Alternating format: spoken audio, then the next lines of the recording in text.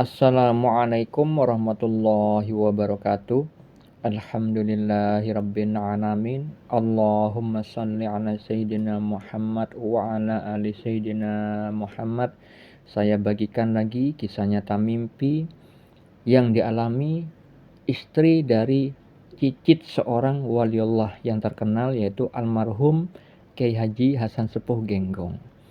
Almarhum Kiai Haji Hasan Sepuh Genggong adalah seorang arif billah, orang yang telah mengenal Allah karena rahmat Allah.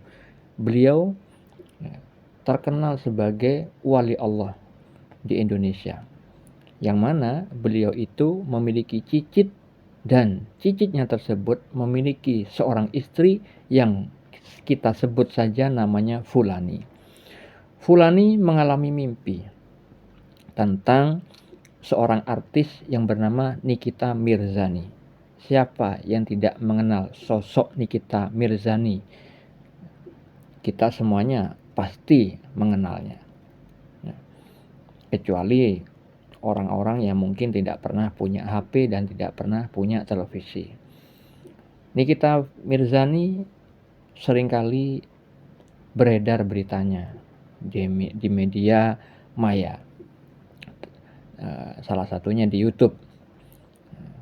Dan Fulani memiliki seorang suami yang di saat itu sebelum bermimpi tentang Nikita Mirzani, suaminya Fulani ini mengajarkan kepada beliau agar berzikir itu tidak selalu dengan duduk bersila menghadap kiblat membaca kalimat-kalimat thayyibah.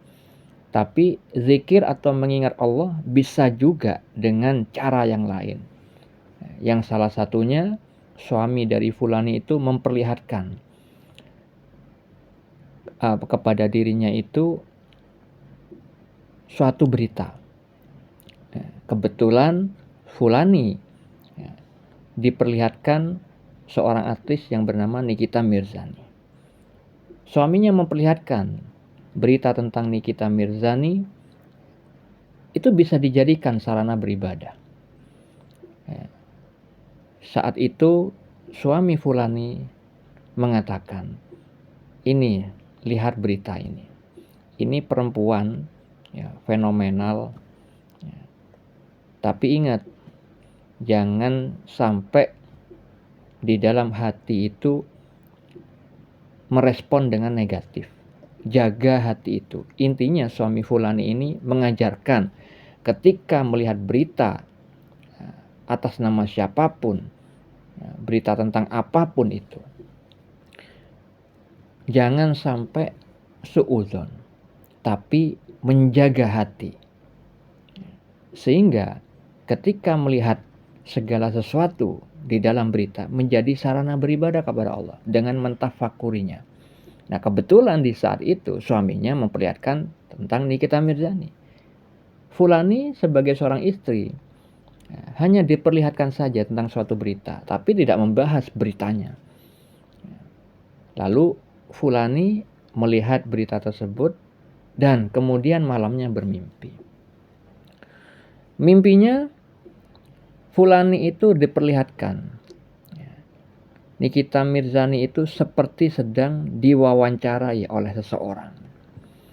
Posisi Fulani di saat itu di dalam mimpinya seperti di balik tirai, seperti dalam keadaan mengintip.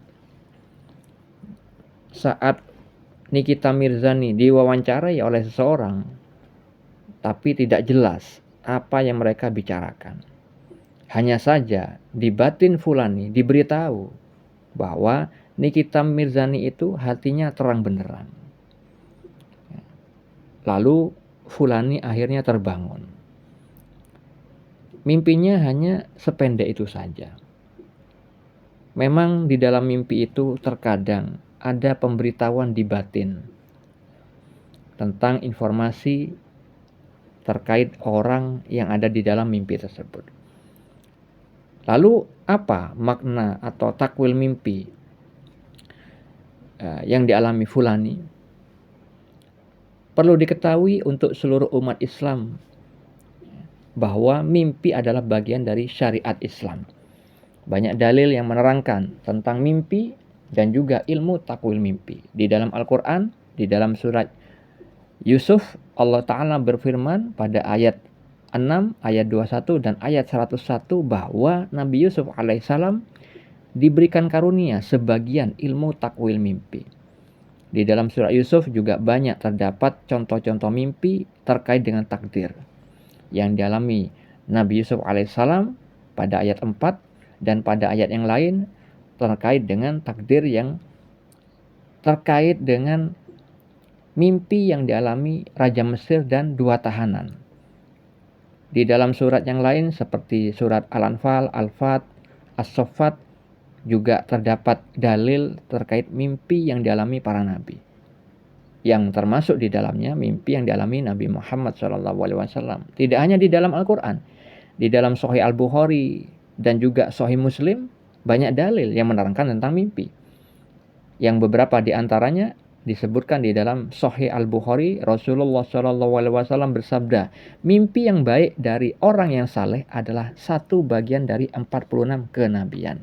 Di dalam Sahih Muslim, Nabi Muhammad SAW membagi mimpi menjadi 3. Mimpi kabar gembira datangnya dari Allah, mimpi yang menyedihkan datangnya dari setan, dan mimpi yang terjadi karena pikiran saat terjaga. Di dalam Sahih Bukhari dan Muslim juga disebutkan awal turunnya wahyu kepada Rasulullah SAW dimulai dengan ar-ru'ya as-shadiqah atau mimpi yang benar dalam tidur, dan tidaklah beliau bermimpi kecuali datang seperti cahaya subuh. Dalil yang lain terkait mimpi bisa Anda baca pada deskripsi di video ini.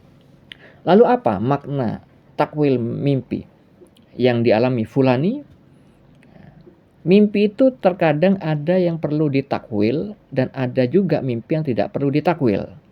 Mimpi yang tidak perlu ditakwil adalah mimpi yang memang artinya itu sebagaimana visual mimpinya. Seperti halnya ayat-ayat muhkamat di dalam Al-Quran. Sedangkan mimpi yang perlu ditakwil layaknya ayat-ayat mutasyabihat di dalam Al-Quran. Ada makna yang tersirat pada visual mimpi itu. Sedangkan di mimpi yang dialami Fulani itu sudah terang benderang. Jadi Nikita Mirzani diberitahu oleh Allah Subhanahu wa Ta'ala kepada Fulani ini bahwa hatinya Nikita Mirzani itu terang benderang. Maksudnya Nikita Mirzani ini dari sudut pandang Allah itu baik. Kita seringkali melihat orang-orang yang ada di berita itu sekedar penglihatan mata lahiriahnya. Kita bisa tertipu kalau melihat seperti itu. Karena apa? Allah itu melihat hati kita, bukan wajah kita. Sedangkan wajah itu bisa dibuat-buat, tapi kalau isi hati tidak bisa. Disebutkan di dalam hadis riwayat Muslim nomor 2564, Rasulullah SAW bersabda, sesungguhnya Allah tidak melihat pada rupa dan harta kalian, namun yang Allah lihat adalah hati dan amalan kalian. Nah, dengan kejadian itu, Fulani akhirnya mendapati kebenaran apa yang suaminya ajarkan, bahwa apa yang dilihat itu bisa menjadi suatu pelajaran.